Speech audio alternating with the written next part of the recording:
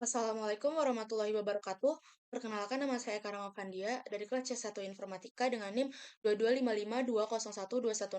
Di sini saya akan mempresentasikan salah satu materi dari mata kuliah Etika dan Profesi yaitu Information and Technology Forensic.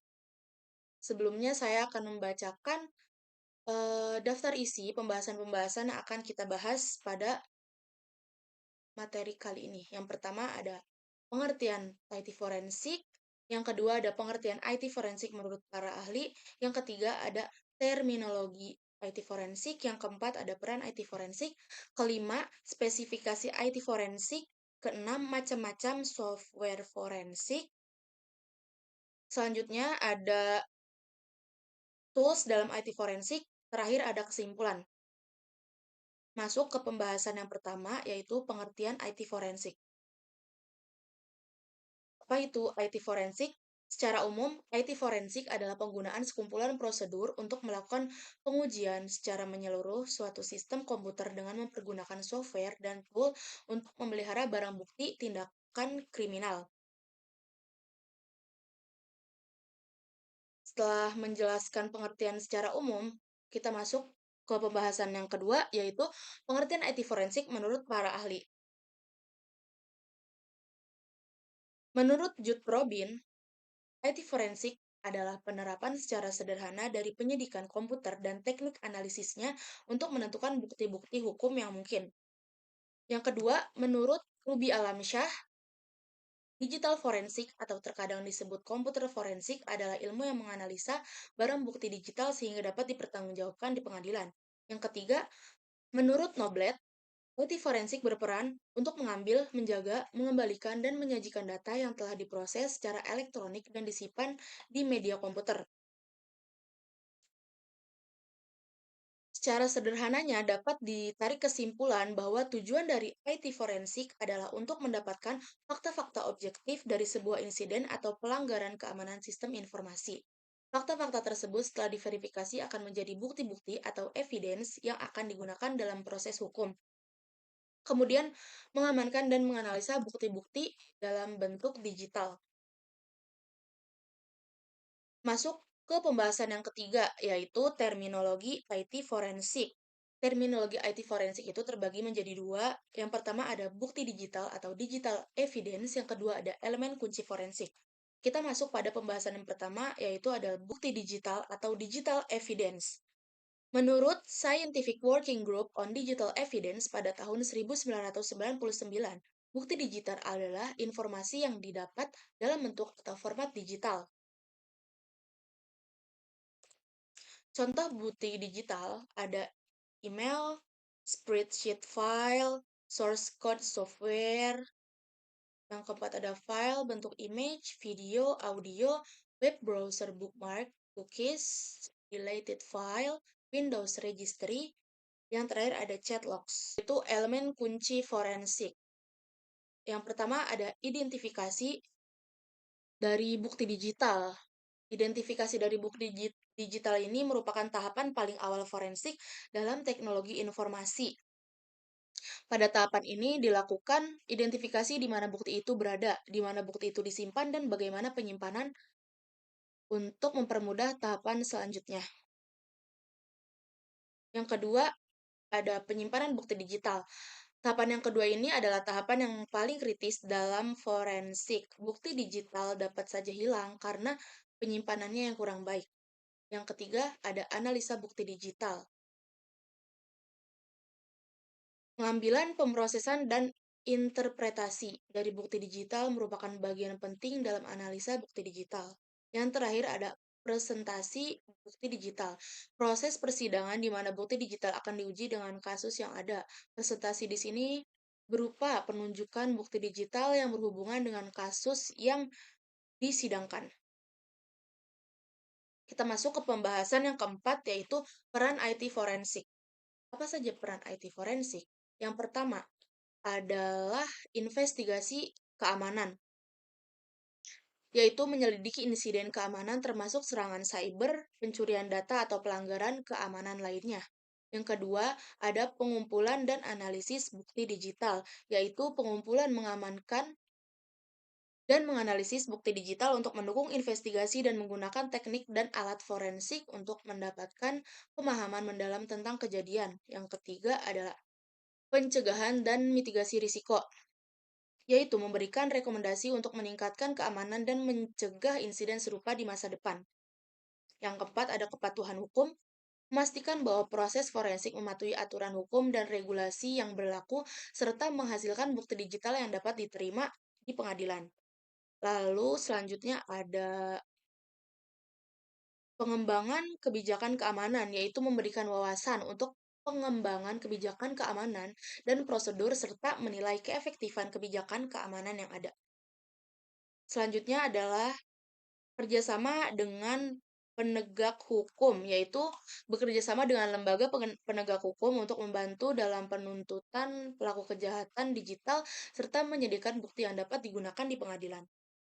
Selanjutnya ada pelatihan dan kesadaran keamanan, yaitu memberikan pelatihan kepada personel terkait mengenai praktik keamanan yang baik serta meningkatkan kesadaran keamanan dalam suatu organisasi. Selanjutnya adalah pengungkapan informasi sensitif, yaitu melakukan investigasi untuk mengidentifikasi dan mengungkapkan informasi sensitif yang mungkin telah dicuri atau diakses secara tidak sah, serta menetapkan dampak insiden terhadap keamanan dan kerahasiaan data. Selanjutnya, ada peran sebagai saksi ahli, yaitu menyediakan kesaksian ahli dalam pengadilan untuk menjelaskan temuan dan analisis forensik, serta membantu dalam memberikan pemahaman teknis kepada pengadilan. Nah, melalui peran-peran ini, IT forensik membantu dalam mengelola dan merespon insiden keamanan secara efektif, melindungi integritas data, dan meningkatkan keamanan informasi secara keseluruhan.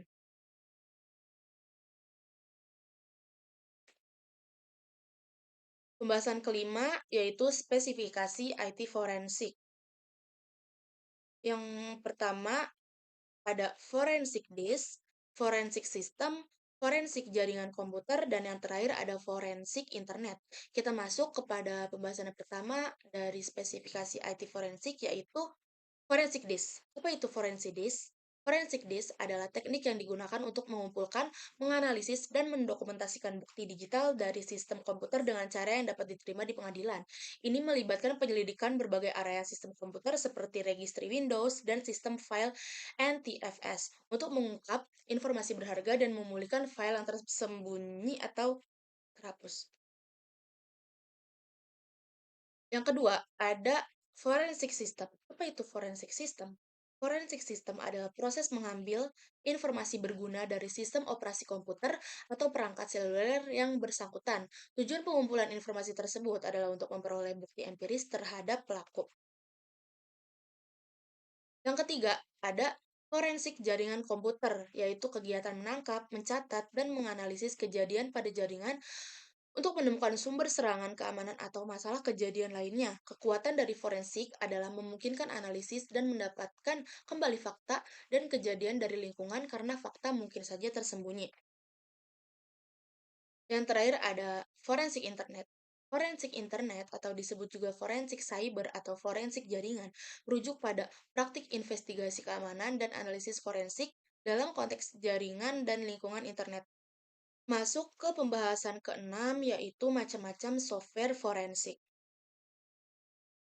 Macam-macam software forensik, yang pertama ada forensic software tools for Windows, image and document readers, data recovery or investigation, password cracking, network investigation, phone investigation, PDA investigation, lab tools, sorry, ini ada typo.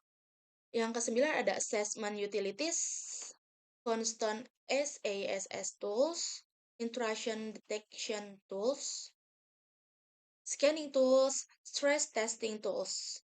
Kita masuk pada pembahasan yang ketujuh, yaitu undang-undang yang mengatur IT forensik.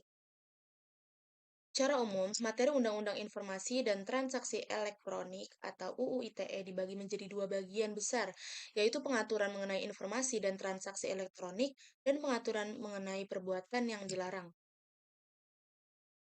Beberapa materi yang diatur antara lain, yang pertama ada pengakuan informasi atau dokumen elektronik sebagai alat bukti hukum yang sah. terdapat pada pasal 5 dan pasal 6 UU ITE. Yang kedua ada tanda tangan elektronik terdapat pada pasal 11 dan pasal 12 UU ITE.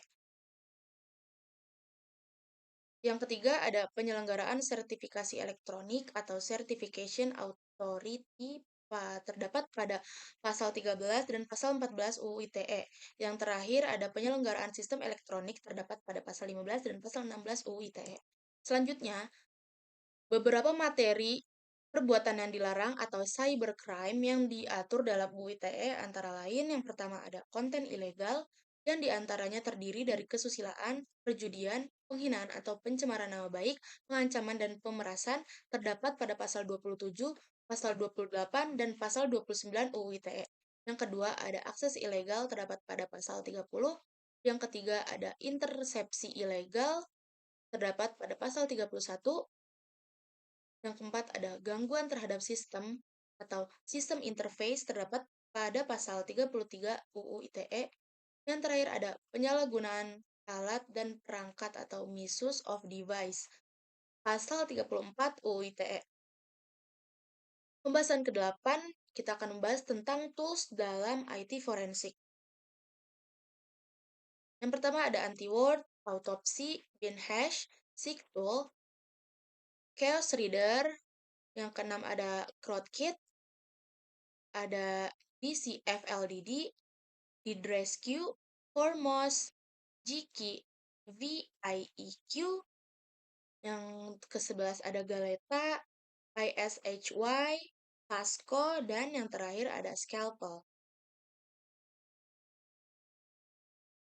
Nah, dari penjelasan yang sudah saya jabarkan dapat ditarik kesimpulan bahwa IT forensik adalah disiplin yang krusial dalam mengatasi insiden keamanan digital. Prosesnya melibatkan identifikasi, pengumpulan, dan analisis bukti digital dengan tujuan mendukung penyelidikan dan peradilan. Alat dan teknik forensik memainkan peran penting, sementara kerjasama, kepatuhan hukum, dan pencegahan insiden menjadi fokus utama. Kesadaran keamanan yang meningkat dan pembelajaran dari setiap insiden menjadi landasan untuk memperkuat ketahanan keamanan cyber di masa depan. Baik, sekian presentasi saya kali ini dibuat dengan tujuan untuk memenuhi ujian akhir semester mata kuliah etika profesi. Kurang lebihnya mohon maaf, semoga bermanfaat. Wassalamualaikum warahmatullahi wabarakatuh.